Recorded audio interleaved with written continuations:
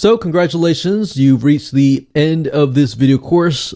This is video number 9, and I'm going to show you how to set up your follow-up series with GetResponse. Now, even though I'm using GetResponse, you don't have to use GetResponse. You can use Aweber, you can use Ontraport, you can even use EverWebinar and implement a follow-up series within that. You can even use Webinar Geo. They all have the ability to kind of create this webinar replay experience. So, like I said, you don't have to use GetResponse because you have the email series, you have the webinar page, and you have the plain text emails or HTML-based emails.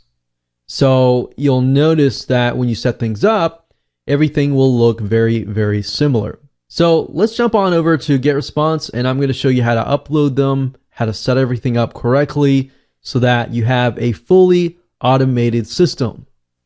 Okay, so we're going to start where we left off in the previous video, where we had Composer, we had the source code, and we had the plain text HTMLs. Now, first things first, obviously, when you log into GetResponse, you will need to create a campaign before you can actually create a autoresponder campaign. So up at the top here, it says current campaign. We just click here, we click on create campaign, and you can copy campaign settings from other campaigns if you would like, but in this case, I'm just going to keep it standard. We're going to call this test email series. I'm going to click on create campaign, and then the second thing I do is I click on edit campaign settings. And generally speaking, I'll click on permissions, and you can enable confirmed opt-in or you can unselect these. So what this means is that if I unselect these, that means that anytime somebody opts in, they will automatically begin to receive emails from your autoresponder email series.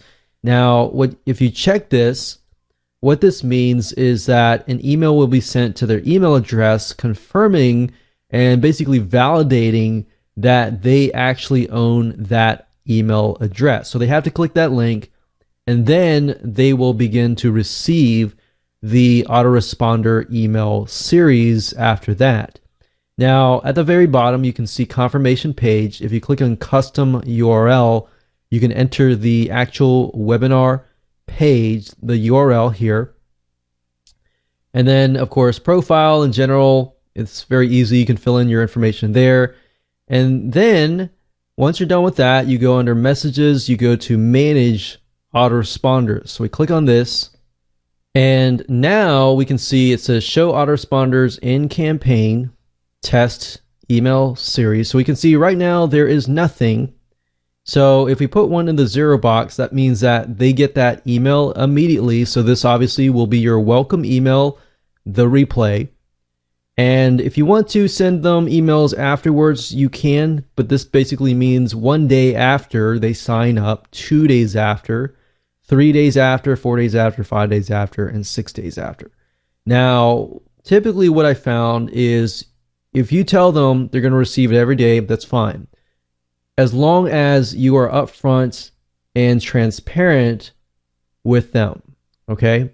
So you can, and what we found works pretty well is if you do 0, maybe 2, 4, and then spread it out. Just try to spread it out as much as possible so you don't bombard them. But if you do every day, that's fine too, as long as you let them know. As long as in the welcome email you let them know what's happening and you're transparent about it, that's fine. So let's go ahead and click the 0 here. And if we scroll down, we can see it's 0 test email series, send this message immediately. And with GetResponse, you can also enable it so that they only receive it on a certain day.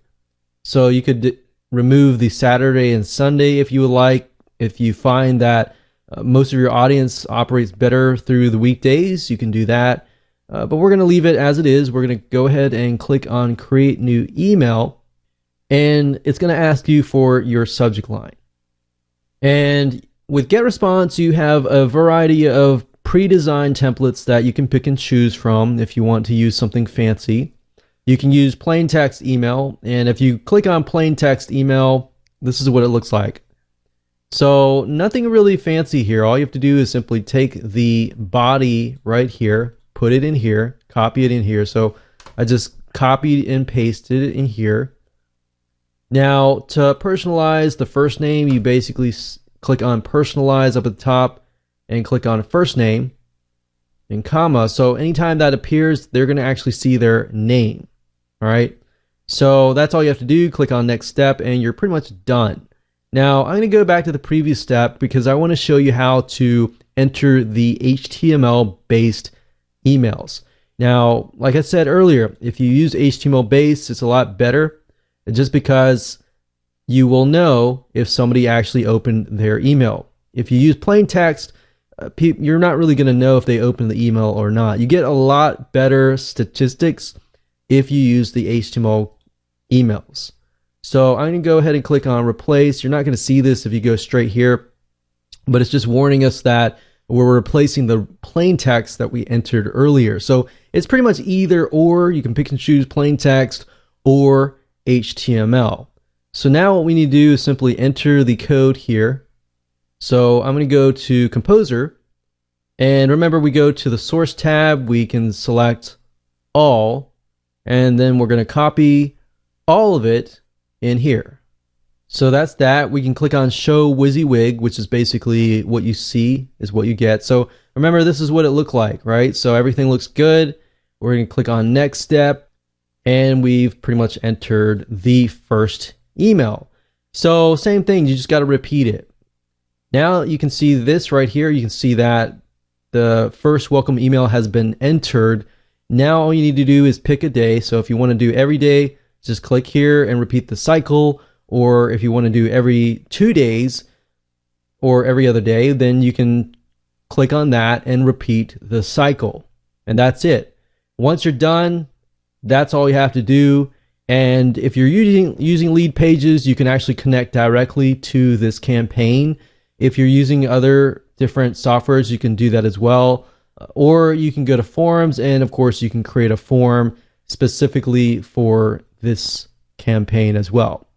So that's it. That's how easy it is to set up a email autoresponder campaign within GetResponse. So same goes with Aweber, with Ontraport, with MailChimp, with all these other autoresponder series and systems. It's the same thing. You enter the subject line, and then it'll ask you to enter either plain text or an HTML based email. And that's it. So congratulations, you've reached the end of this video course, and you can implement and make sure that you take action. All right.